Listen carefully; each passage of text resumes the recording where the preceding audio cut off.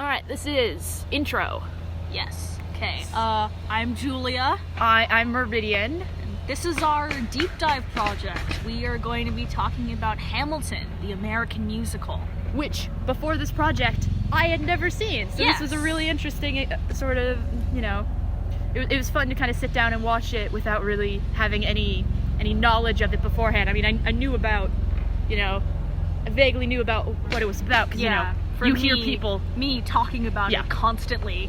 People, as in Julia, talking about it. What? I went through a middle school obsession. I'm kind of going through withdrawals here. It's okay. We all get it.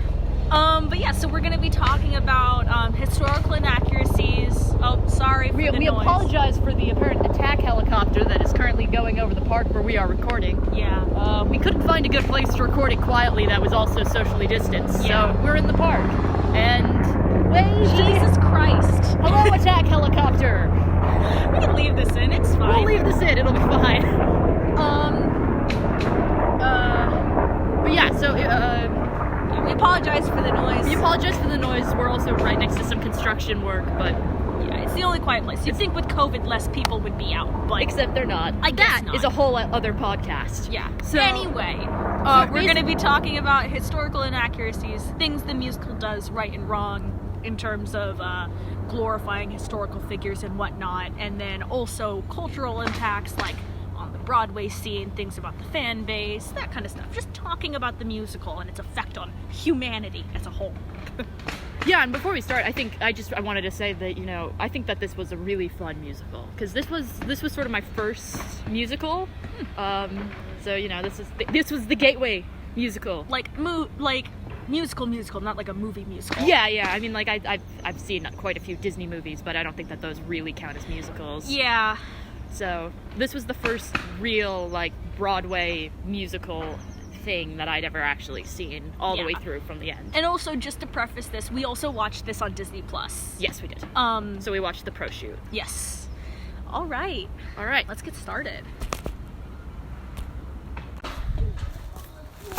Alright, so we're gonna start this off with just sort of me discussing a couple of the historical inaccuracies that I found, because there are a massive ton of articles online from different historians, from everything to random YouTubers. There are so many different people who have covered this in more depth than we are going to be able to talk about today. And so I chose about two big ones that I kind of really went in and did some deep dives on, and then I just sort of some two others that I did a little less research on, but I think are still very interesting and very important to discuss. The first one being the slavery angle, which I will come back to a little bit later when I discuss how the music glorified Hamilton. But many historians have pointed out that there was a free black community in New York at the time of when the play takes place, and was never mentioned. And the fact that there was not a single sort of freed slave, or honestly any slave, unless you count some of the chorus, are technically credited as specific characters, but not actually shown in any meaningful way. And so some people have really criticized the musical, because failing to show this part of history, there are criticisms that it degrades Lin-Manuel Miranda's message of diversity that is tried to be shown through, the diverse cast, and this sort of, his whole point of it's an immigrant story is often people say that it's really it's degraded by the fact that he could have shown all of these other really free black community that was doing a lot of abolitionist work at this time period, but he didn't, and so that was just sort of the first thing that I was kind of interested in. As there's a lot more information on that, kind of more deeply ingrained with Hamilton himself, that I will come back to later. Another point that I sort of just was a quick little look up was thinking about the Schuyler sisters, and okay, so it's shown as there are these three young women running around New York completely unsupervised.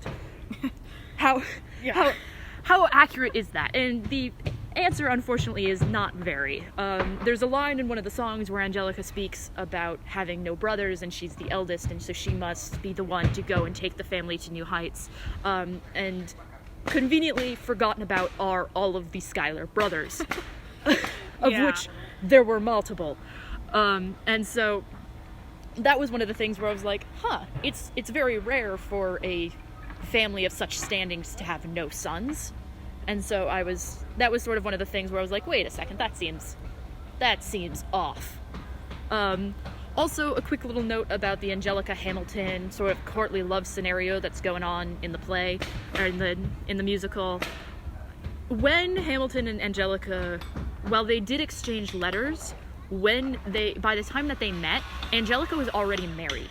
So while they did exchange these letters, it was unlikely that there was this huge, deep romance going on. It's possible, but it's far less likely than the play implies. That's something I kind of was thinking about, watching the musical for the first time, and you get the whole, how in the intro they do the whole, we fought with him, we died for him kind of stuff like that. And then at one part, it's like Angelica, Eliza, and then Mariah Reynolds, and they're like, me, I loved him. I was kind of like, did the Angelica thing have to be there in terms of, storytelling? Wouldn't the affair kind of be enough? And I was like, is that real, or is that something fabricated for the story? Right.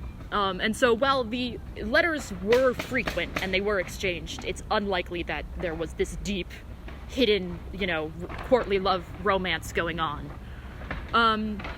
So two of the main things that I was sort of like, another one of those things where it's like, okay, that looks really cool on stage. Was that actually how it went down? For me, personally, was the Philip duel, because you have the entire play, you have this whole sort of foreshadowing with, he's playing the piano and he only counts to 7, and 7 is sort of this reoccurring motif in all of Philip's scenes. So when it came down to the public challenging of Philip running into the whatever music house they were at, that's totally true. He ran in, kind of made a huge scene, and there was this public challenge, and there was a duel. Except for the fact that Edgar didn't... Aker, I think. Robert Eaker? Eaker, yes. Eaker shooting early, total and complete fiction. In fact, it was written about by this guy called Charles Burr Todd, who was a historian 100 years after, or I forget exactly when, but he was maybe 50, 60, 70 years off, but it was still 1800s. Yeah. But it was still he's a historian and he's looking back. And so he wrote this short little essay thingy called The Dueling Customs in New York. And it's directly quoted in that. I don't know where he got the quote from, but probably a newspaper at the time, so I couldn't find an original source for that.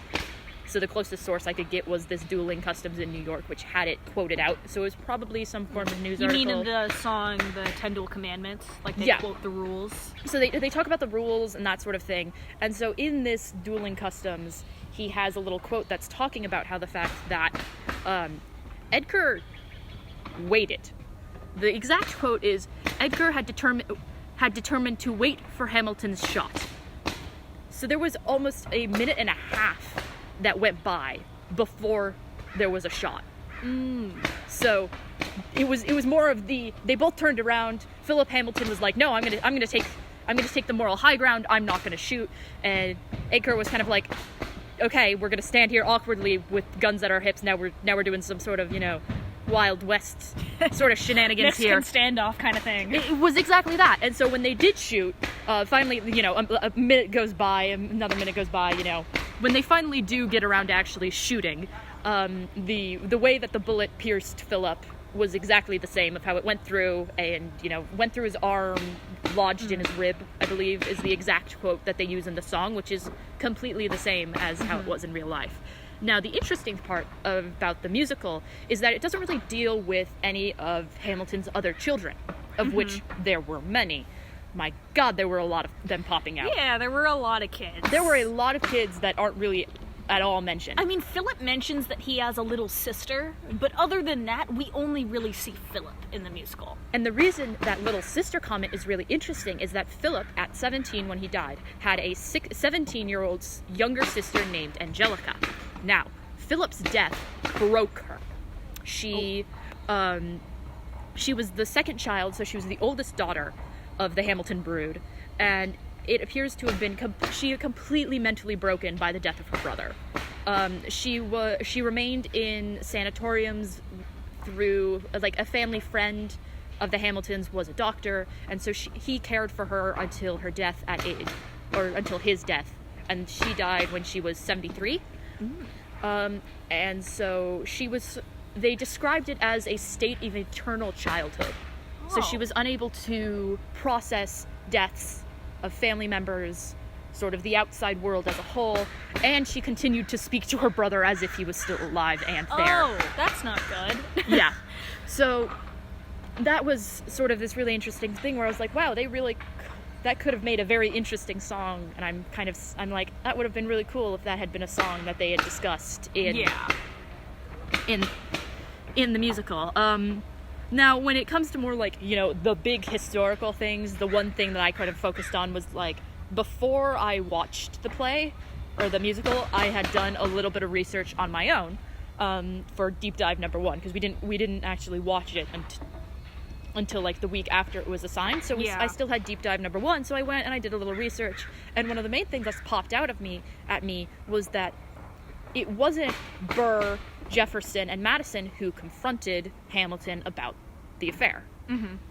It was, in fact, Speaker of the House Frederick Muhlberg. I can't pronounce that last name. Apologies to the now deceased Frederick Muhlberg.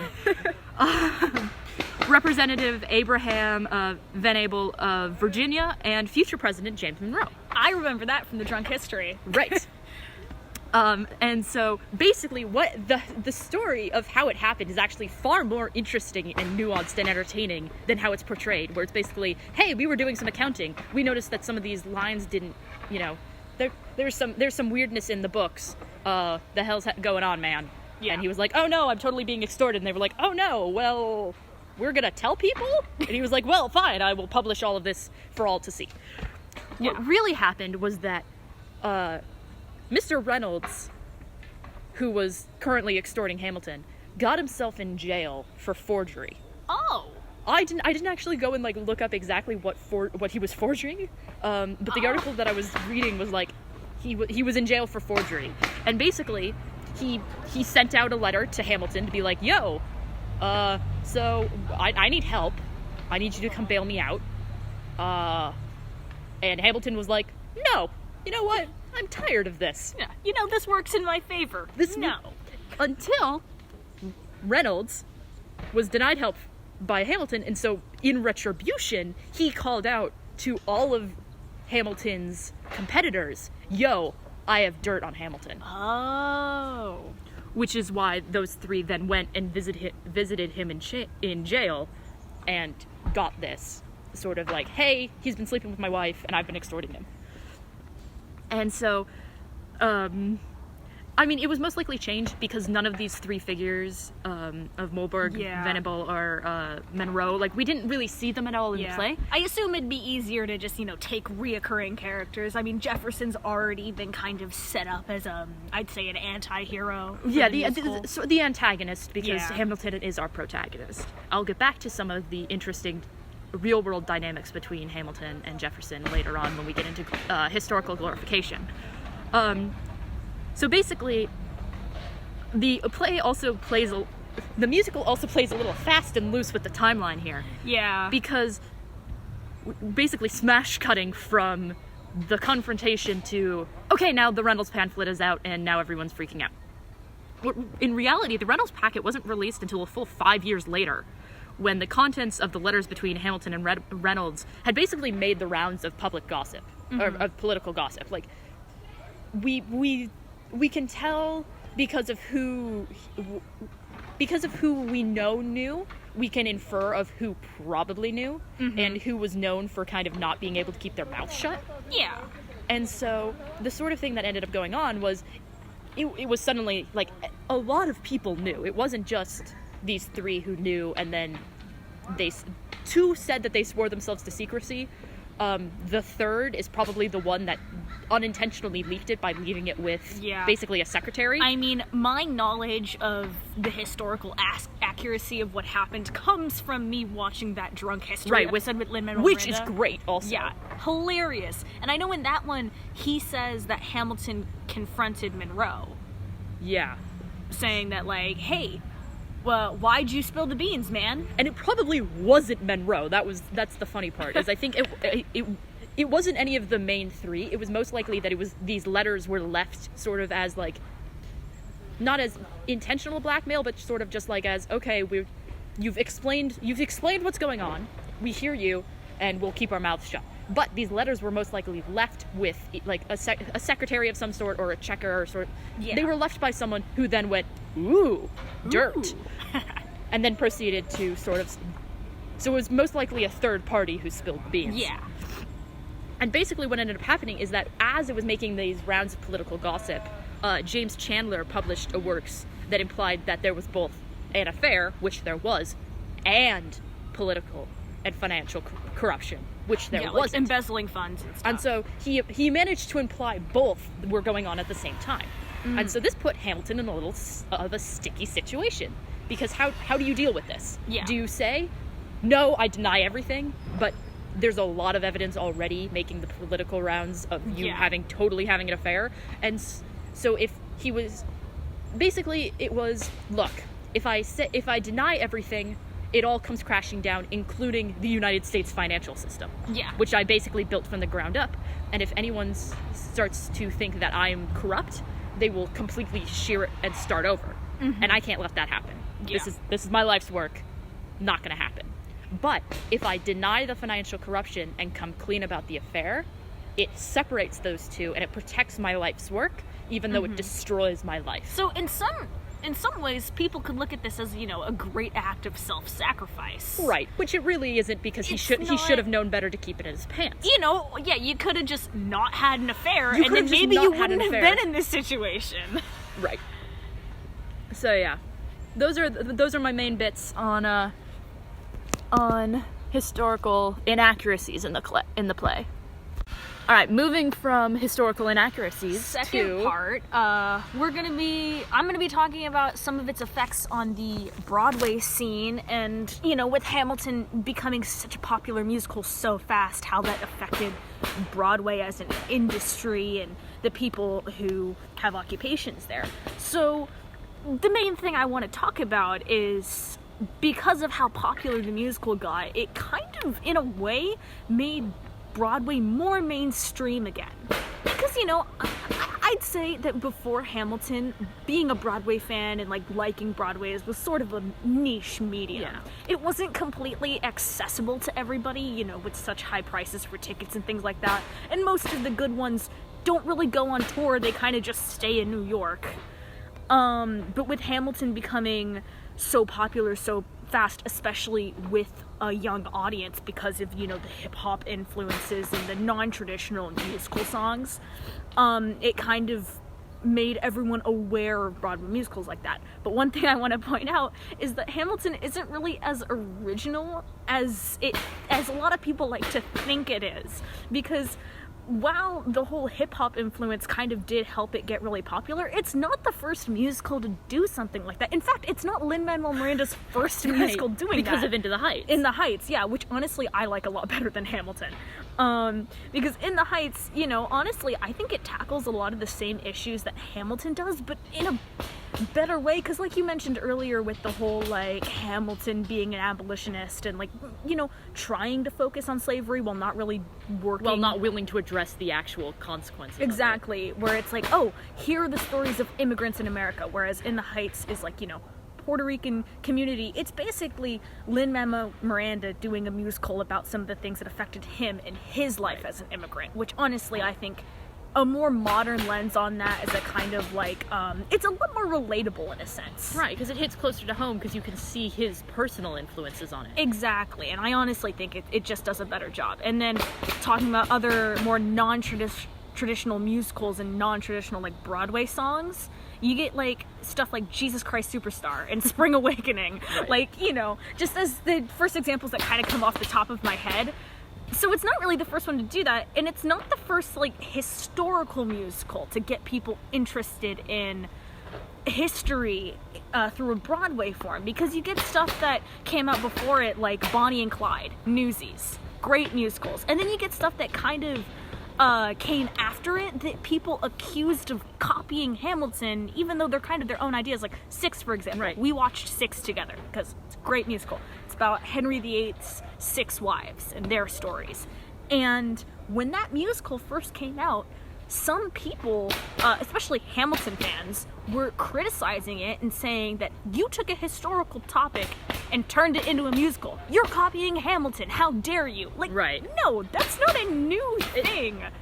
That's been around forever. I mean, there's so many other historical musicals that take stories from history and put them on Broadway. Right. Hamilton's not the first to do that, and people need to stop thinking that it is. And honestly, as someone who has really no knowledge of the Broadway scene in general, looking at both the 3-hour pro shoot of Hamilton and the hour and 15 minutes random pirated online the bootleg that we watched. The total bootleg.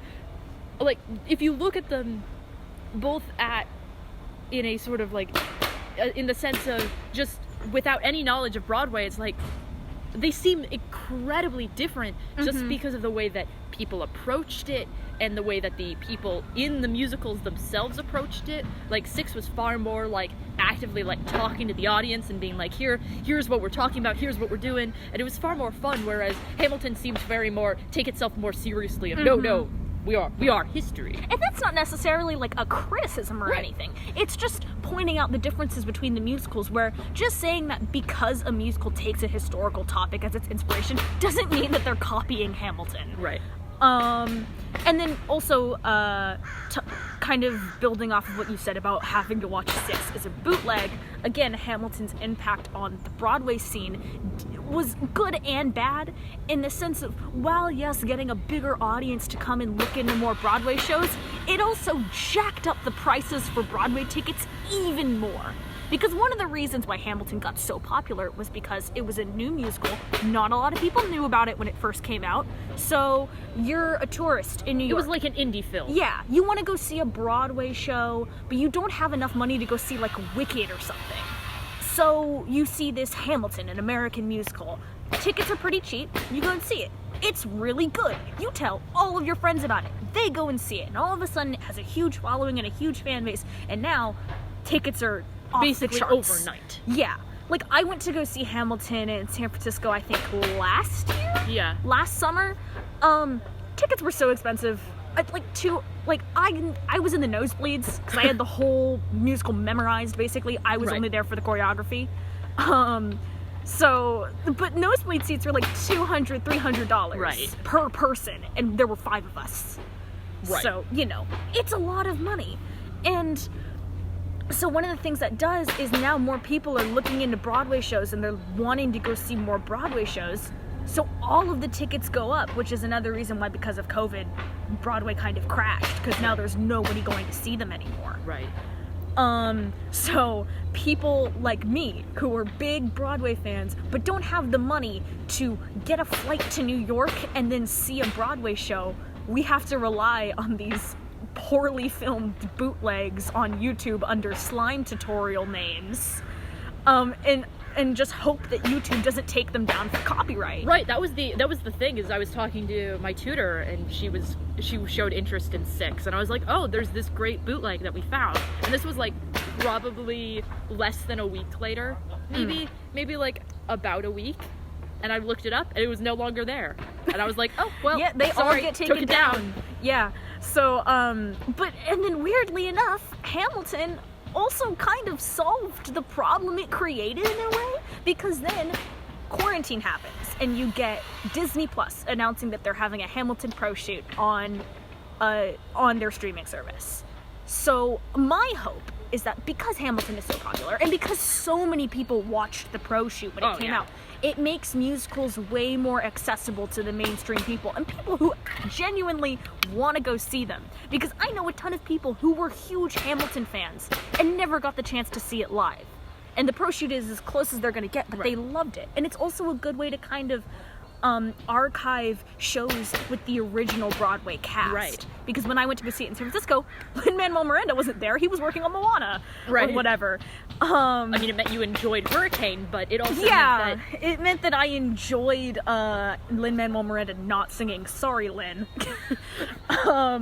But yeah, it makes it a lot more accessible. So weirdly enough, Hamilton is like causing a problem that needs to be addressed while also solving it like a few years later. Were pro shoots a thing before this? Yes, but they were still super expensive because they were the only pro shoots that I have like found that are somewhat accessible are on this website called Broadway HD, but you still have to pay lots of money for them to watch them, and honestly the only pro shoots that they will have are the really, really popular musicals like Cats. But who wants to see Cats? No one. Yeah, so that makes it a lot more accessible. And then the last thing I kind of want to bring up is the fact that one really, really good thing that I love Hamilton for is opening up a bigger opportunity for people of color to be on the Broadway scene. Because one thing that I have heard from a lot of Broadway performers and actors is something where it's like, if you are a black Broadway actor or actress, you're most likely going to be in a production of The Color Purple before you stop doing Broadway. Because that's one of the most easy jobs you can get. Or you're going to be in a production of Hairspray or something like that, where it's like, there are so many roles in Broadway in lots of popular shows where the cast and the race that the actors have to be for that part is like dead set. Right. Like, you can't have a black actor play, like, let's say, one of the main kids in Newsies. It's just not what's done, I guess, which is really sad to think about. So the fact that Hamilton has such a diverse cast and you can interchange what race each of the characters is like just... It's the name that matters, not what they look like. Exactly. Like, when I went to go see Hamilton, there was a black actor playing Hamilton. And there was, I think there was a white guy playing Jefferson, instead of Diggy Diggs. And it's just something that's so great about Hamilton is how easy it is for them to, like, change the race of whatever actor They is care playing about your it. voice. Yeah, they care about how well you can sing, which is what Broadway should be in my mind. Right. So, the fact that it gave so much more job opportunities to people of color who want to be on Broadway, it's just something that I love it for. So, yeah. That's kind of cultural influences. We should do a podcast. We should do more podcasts. All right. Now, moving on to more of the historical glorification. For this, it's relatively straightforward. I focused mainly on just Hamilton and Jefferson. So specifically for Hamilton, one of the main criticisms of the play itself is how it handled Hamilton's view on slavery. Mainly, it's explained as an exaggeration of abolitionist. It's a hard word. It's a hard word. There are too many S's. Abolitionism. Yeah. As stated by David Waldstrecher. Waldstrecher? I think so. I'm gonna butcher some of these names. Apologies. Yeah. Comes with the dyslexia. Basically, he's a historian at the Graduate Center of the City University of New York. So, because as you show in the play, like, Hamilton, he calls out people for slavery and that sort of thing, and in real life, thank you, pros. We have an audience, and in real life, he was part of this society called, sort of like this, this little group called the Manomition Society, which was an anti-slavery group, and this had the buddies you see at the sort of beginning when he's new in town and he's just sort of wandering around, and he runs into these three guys who are like, "Hey, slavery's bad," and he's like, "Sure, I'm like, yes, I agree with you. I agree with this statement. Let's have more shots. Let's have more shots." So in real life, he was indeed one of the founders of this anti-slavery group, but there is no evidence that he advocated for total abolition of slavery. In fact, as of very recently, like maybe just this month or maybe in like one of the last couple of months, because quarantine and time has no meaning, I'm not exactly sure exactly when this was discovered, but it was relatively recent. Hamilton was definitely a part of the slave trade. He might not have actively owned slaves, however, due to, you know, the fact that he was the son-in-law of the Schuyler family, which was a huge slave-owning family that, you know, they were a big family in New York. They definitely owned slaves at the time. We have active evidence that they owned slaves. And we have what looks to be basically two slave boys were given as sort of like a wedding gift, that sort of thing. The thing that makes this hard is the way that people categorized slaves were often just looped in with the paid help as well. So it's kind of, it is often hard to figure out in these old historical documents, how are they categorizing slaves? How are they categorizing those who are employed? All of that sort of stuff. And so he definitely owned at least two slave laborers who he was gifted from his father-in-law. However, we do have in his own handwriting, in his little notebooks, we have him taking part in the buying and selling of slaves, most likely on behalf of his father-in-law. Yeah. So even though he didn't really own any slaves, finger quotes, by the way, huge finger quotes, he definitely took part in the buying and selling of slaves, which honestly is just as bad. Yeah. So, definitely not a crazy advocate for anti-slavery, right, like he was in the show. Like he was in the show, which is just, it was hammering home, like every third scene was him talking about how, you know, like, hey, slaves are bad. Slavery is bad, that sort of thing. I mean, there's an entire song where he's basically doing a rap battle with Jefferson about how slaves are bad. Right. He basically calls Jefferson out, saying, like, hey, your states don't have any debt in the South because all of your labor is free. Because slaves. And so that's where this sort of idea of historical glorification comes in, because there are a lot of these hypocrisies within the play of, wait a second, but was he actually against slaves? Okay, he wasn't actually that much against slaves, as the play implies. And so that was just sort of one of the things that I kind of knew going into it, again, like with the fact that he wasn't confronted by the three we see confront him in the play. Yeah. One of the other things that I found in my sort of initial research was, very recently we have definitely figured out that Hamilton owned at least two slaves, and he definitely participated in the slave trade itself. Which was entertaining because I remember seeing the New York Times article pop up on my phone with the headline of Hamilton definitely owned slaves, and I was like, hey. And I mean, to be fair, just arguing the other side for a little bit, Lin-Manuel Miranda, just for a little context on how the Broadway show was written, Lin-Manuel Miranda needed like a big fat airplane book. So he bought Hamilton's biography. I forget who it was written by. Sales went up after the musical got popular because he had mentioned it was based on this book. He read it while on vacation and was like, you know what would be a good summary of this book? A musical. So he probably didn't have that information on hand, so maybe he didn't fully know. Like with a lot of the stuff that I'm going to talk about between him and Jefferson, there are certain things that you can't really include and have it be an entertaining play. Yeah. You can't be like, hey, our main character, who I want you to root for, who is the good guy, he also totally owned slaves. Yeah. Like, it's that sort of thing where it's definitely used as him calling out Jefferson as this way that we state that Jefferson is the antagonist, and Hamilton is the protagonist, and Hamilton is really the hero. Mm-hmm. And so what's really interesting about that dynamic is that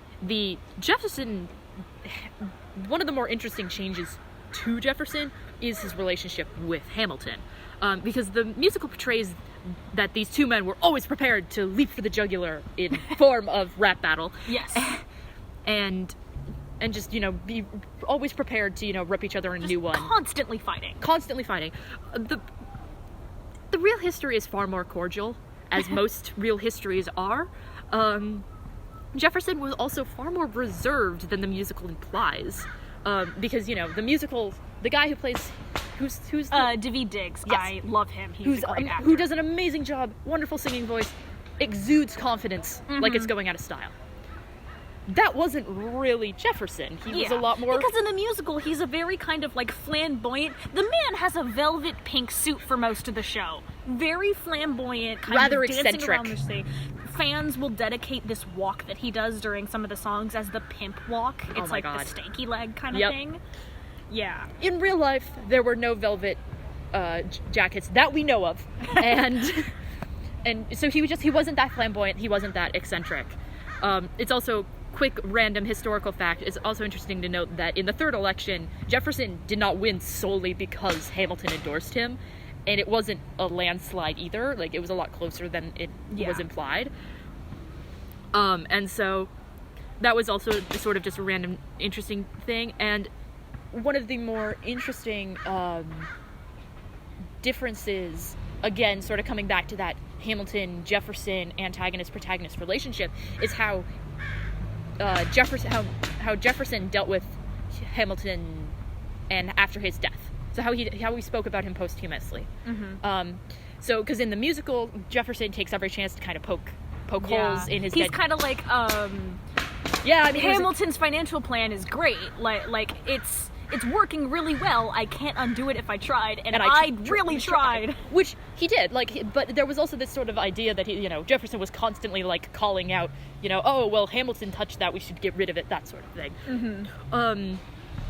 Real life, Jefferson actually apparently spoke a lot more kindly towards him, and he was able to say, we disagreed on things, but he's a good guy. Like, it was a lot, like, again, coming back to that word, cordial. Like, Jefferson Would it be right for me to say that Hamilton-Jefferson's relationship was much more like how Burr and Hamilton's relationship is in the musical? Yeah, sort of this not...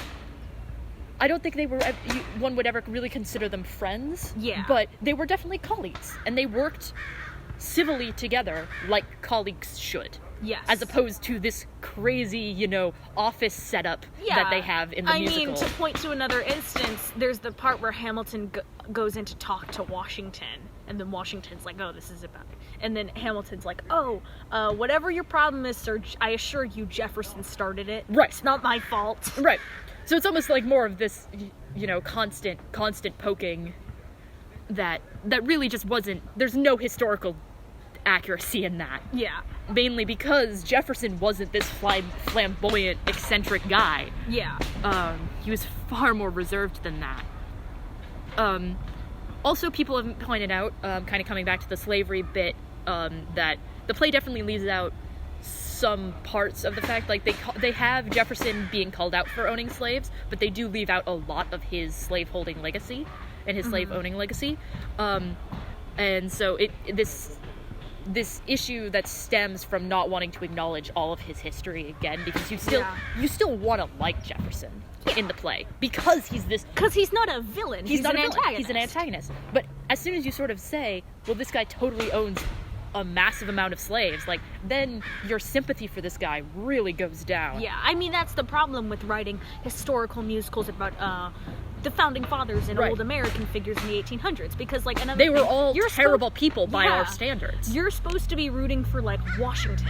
They never mention the fact that Washington owned slaves. Right, they had that little bit at the end where Eliza's talking about how she spoke out against slavery, and it's sort of this dig at Washington. But again, another thing that they really don't show all of Washington's legacy from slaveholding either. You're supposed to be rooting for him as because you're supposed to be rooting for these amazing men who took history by the lapels and forced it forward. Another quick note before I'm done is just talking about Madison, because in the play, or in the musical, Madison is basically Jefferson's lapdog, which really isn't true. Like, Madison was just he was on the same intellectual level as Hamilton and Jefferson. And it's important to remember that he was equal partners with Jefferson for a lot of this, and he should stand at the same historical significance as Hamilton and Jefferson. But clearly, you can't have all of the characters be main characters, and so to keep he's kind of like he's pushed seated to the back seat, which kind of sucks because he did do a lot as well. But the musical doesn't really go into that. Yeah. All right. So now you're going to talk a little bit about the fan base that surrounds the fan base. So, the best way I can lead into talking about how weird the Hamilton fan base is basically saying the biggest problem with the fan base is the fact that a lot of die-hard fans that I know, they can't separate the fact that the actors portraying these historical figures are not these historical figures, if that makes sense. Like, the actor who plays Jefferson, Daveed Diggs, they can't separate Jefferson from Daveed Diggs. And they can't separate the fact that the version of Jefferson that we get in the musical is very different than the real-life Jefferson. So, just, continuing on your whole historical glorification thing, most of the bad rep that Hamilton gets from that, I think, is connected to how the fan base idolizes the characters, because it's either kids who don't fully have the full education of what actually happened in history. One of the articles I read was talking about how one of the real cultural impacts of this is no, the founding fathers were not black. Yeah, and so you get rural kids in Idaho who are like, George Washington was a black guy, and it's like, no, he really wasn't. Because the problem is that you get people who just don't think or want to do the research after watching the show. Because me, as a person, when I listened to the show for the first time in middle school, and I looked at the ad pictures, and I looked at the cast, I thought, that's interesting. But I realized that they had to take artistic liberties and stuff, and there were changes that were made. So I did a little research. I learned about it in history class. But the problem is that there's people who watch the musical and assume that's the truth. That's how it actually happened. And that's not. So, one of the biggest problems with the fan base is just kind of assuming that the races that were given with the original Broadway cast for these people were actually those races, and then kind of like adding personality traits to these historical figures that were not there before. And that leads me into my next thing about the fan base, which is the shipping. And the worst part of any fan base. Yes, the worst part of any fandom. And Mr. Clark, if you're not up to date in Gen Z slang as to what that means, shipping is basically, if you are a fan of a show or a movie or you're part of a fan base, people will usually take two characters that they think should be together and make them a couple. It's basically when you say, hey, I think those two people would make a cute couple, so you ship them. It's matchmaking, but with fictional characters. Exactly. So, the biggest example I could say for Hamilton is the Hamilton x Jefferson, which is, a Hamilton and Jefferson ship.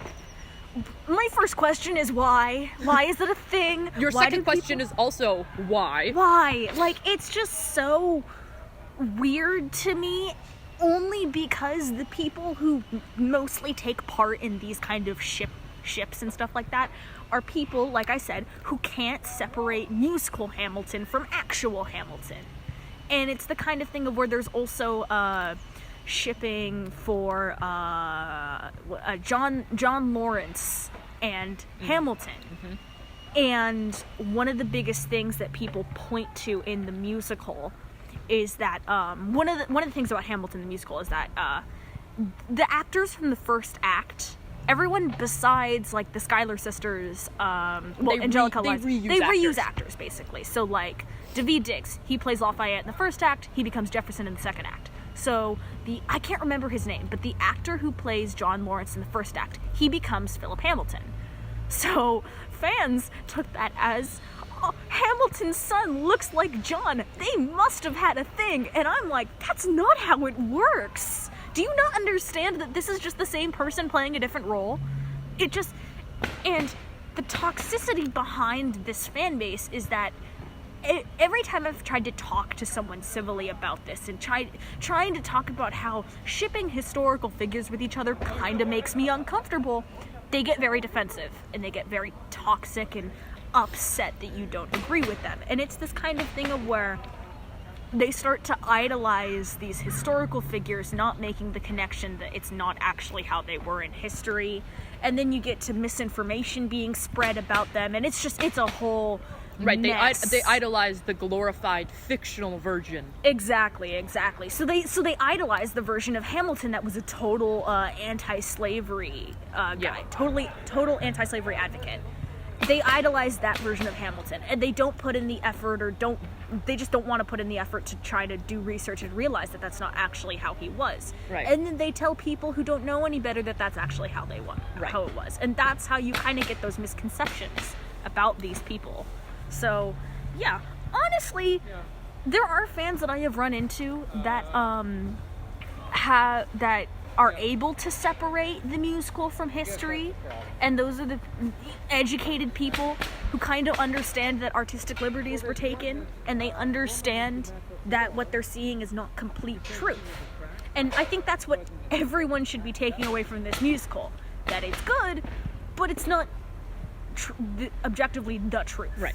But a lot of fans don't do that. It is not a historical documentary. Exactly. And that's why the Hamilton fan base gets a really, really bad rap. Because there are just so many young kids who listen to the musical and assume that cabinet meetings were giant rap battles. Right. They just assume that's how it was. And I'm like, hip-hop was not a thing in the 1800s, surprisingly.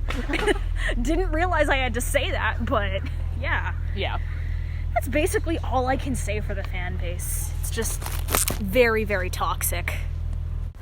So to kind of close out, I'm just going to go over a few unintended and some intended rewards and consequences of the musical being so popular.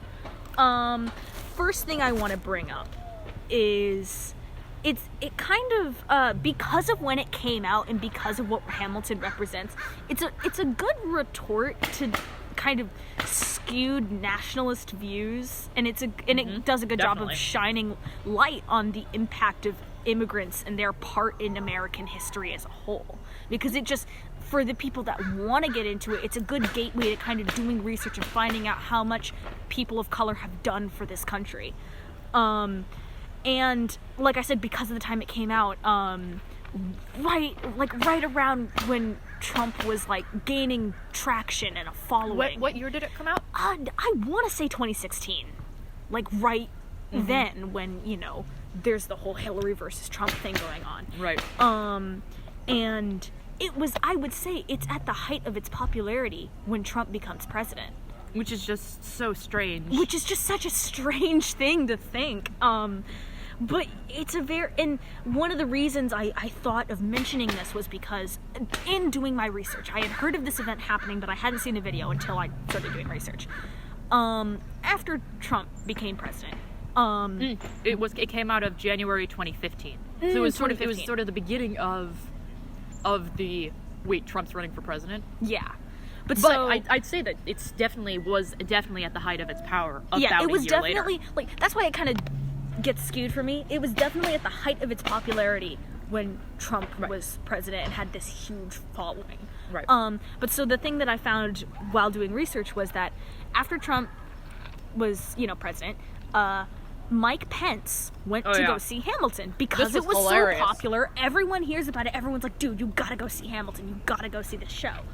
So Mike Pence goes to see Hamilton. He's in his nice little box seat, up in the balconies, whatever. And then something beautiful happens. The cast, so they come out and they do their bows. Usually, it's usually either the actor playing Hamilton or the actor playing Washington. I've seen. They'll address the crowd. Thank you for coming. Thank you for your support. We really appreciate it. Was this the original cast? No, this was a different cast. Okay. I think it was some of the original cast, but Lin-Manuel Miranda wasn't there. That's what everyone's. Lin-Manuel Miranda was not there. And the actor who played Hamilton, I am sorry, I can't remember his name. He pulls out this little piece of paper and he addresses Mike Pence. And basically, to summarize what he said, because he said it beautifully, go look up the video. Yeah. But he says it. It's a wonderful little monologue.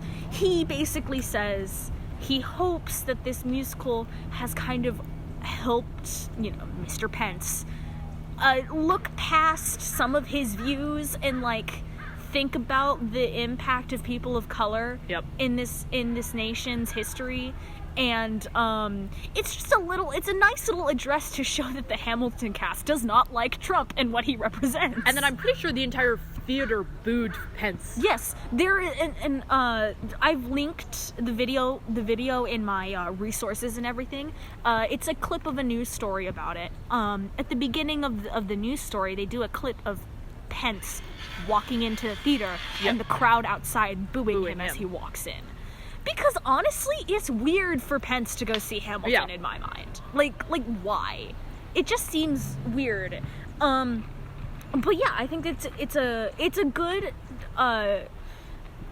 good way to kind of open up this topic about like what Hamilton represents, where there are a ton of historical inaccuracies. It's not good to glorify these historical figures because they did bad stuff, but it's a good way to kind of like shine a light on, yes, immigrants are very important in this country's history. And for the portion of the not toxic fan base, it has brought people together in a really good way. Yes, exactly. And so that's just one of the I think kind of intended rewards. I assume that's what Lin-Manuel Miranda was going for when he wrote it. Right.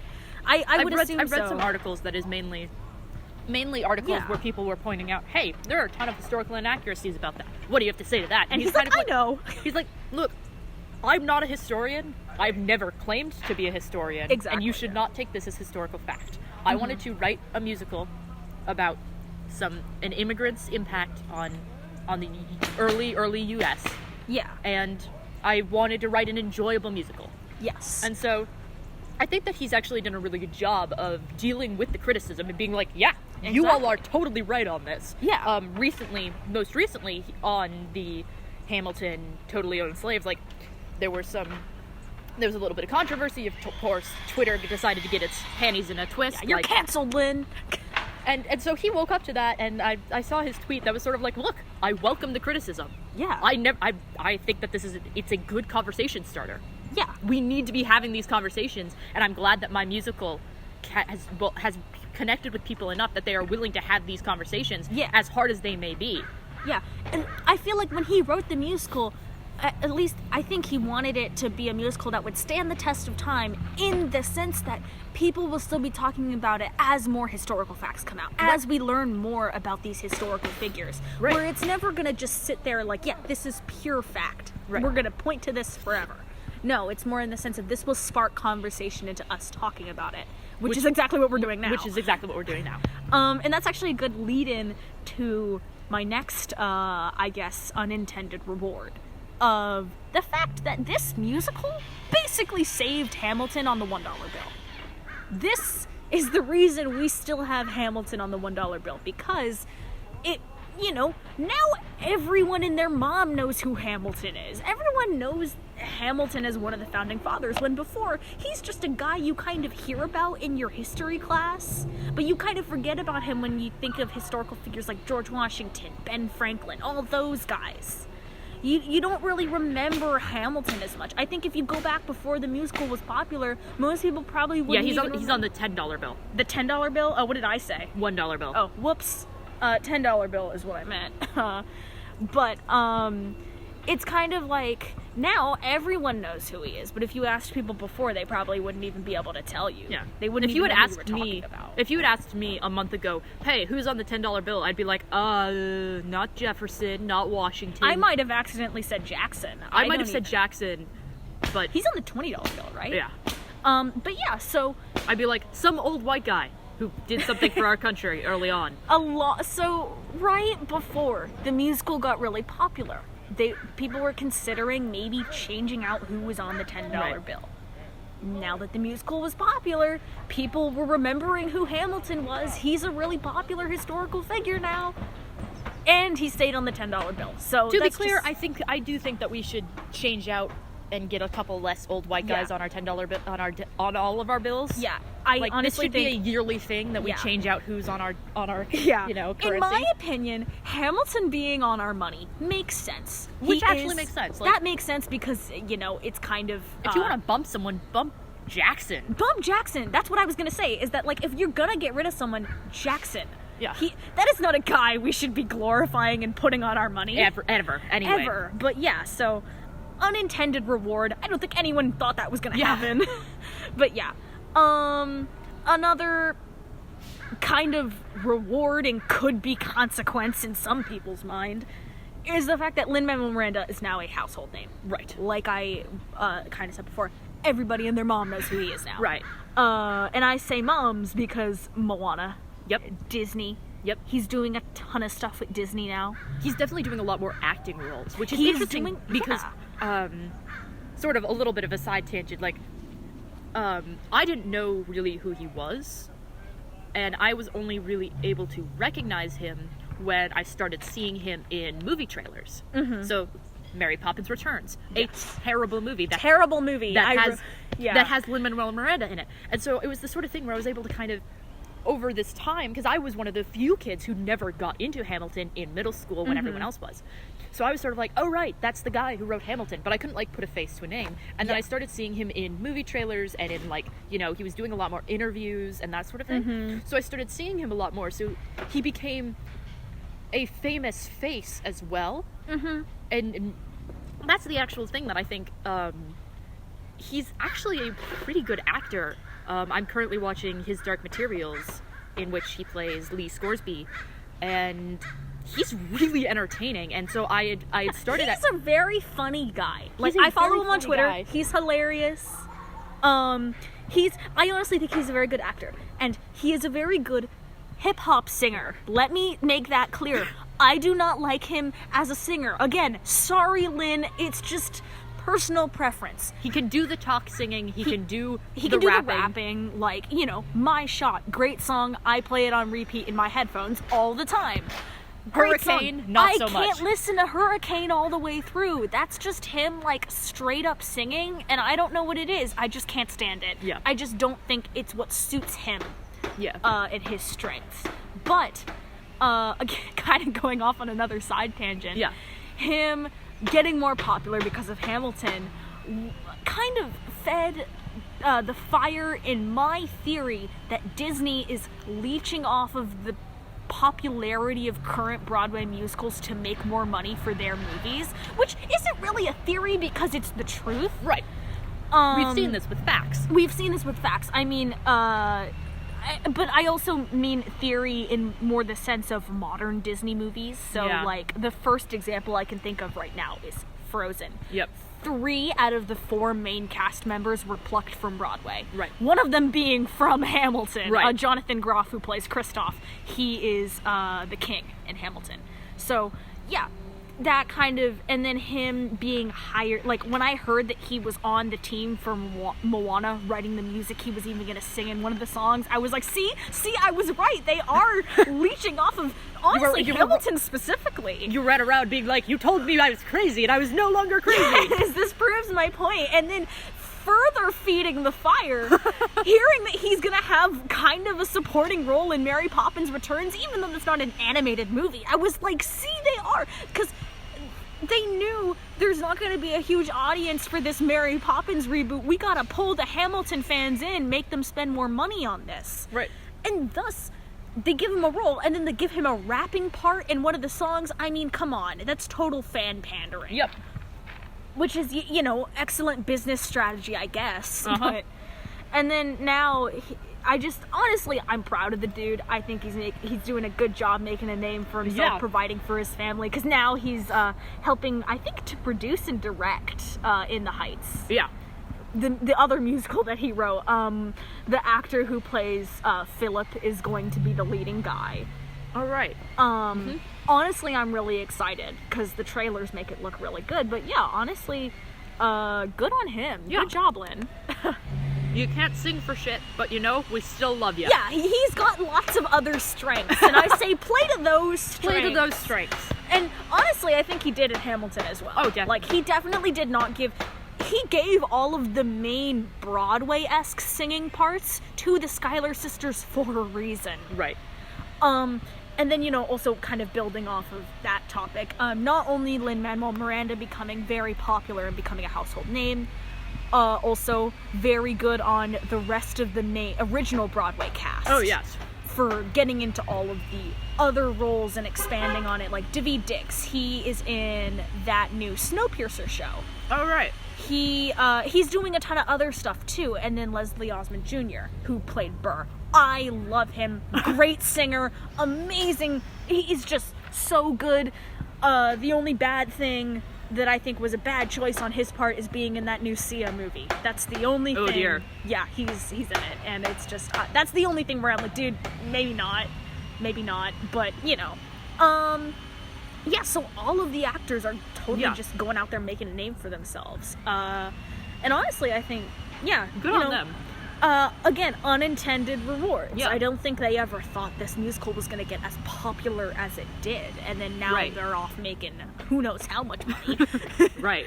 Just because it's like, hey, it's the guy from Hamilton. Uh-huh. I know him, and then you can make a ton of money. So yeah. Right. That's just kind of to close it out. Yeah. Just some fun little tidbits like that. Thanks for listening to us ramble about this. Please give us an A. Yeah, basically. Yeah. But I think we both really enjoyed doing this project, and I think that this was a wonderful way to kind of get me into musicals. Watch more musicals with me, dude. Yes, that is the one intended consequence of this podcast being made. That was my end goal. Honestly, it was indeed your end game. I got you to watch 6, which was just like, yes, I didn't think I was going to be able to get you to watch anything after Hamilton.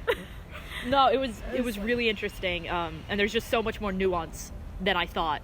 As someone who kind of was outside of the Hamilton craze in middle school, I kind of always sort of distanced myself, and I definitely did a little bit of that. Well, I'm one of those kids who's never seen Hamilton, and yeah, where you took pride in it. I mean, like me with Star Wars. Exactly. And so it was sort of just like a notch in my belt that I've never actually seen it, and no, I've never actually listened to any of it, and which was entertaining because then I watched it and I was like, oh, that's what all of these songs are from. Yeah. And I mean, it was fun. It was fun for me to be able to watch it with you, like, because honestly, I think we're kind of on the same spectrum at opposite ends. Yeah. Where it's like, whereas I was a kid in middle school who listened to Hamilton before it was popular because I was already a Broadway fan. To where when everyone else started listening to it, I was kind of like, I liked Hamilton before it was popular. And it's just, look at me, I'm so special. And then where it's kind of like, you think you're cool because you're listening to an underground, air quotes by the way, underground musical. Yeah. Where it's like, nobody knows about it, and then it gets so mainstream that you can't say that anymore. Right. To where we're totally at opposite ends. Right. And it was fun to kind of come together and watch it. So yeah. Yeah. To that's reiterate, the podcast. That's the podcast. I hope you had fun listening to us ramble for however long this is going to end up being. Yeah. All right. Have a nice day. Yeah. Bye. Bye.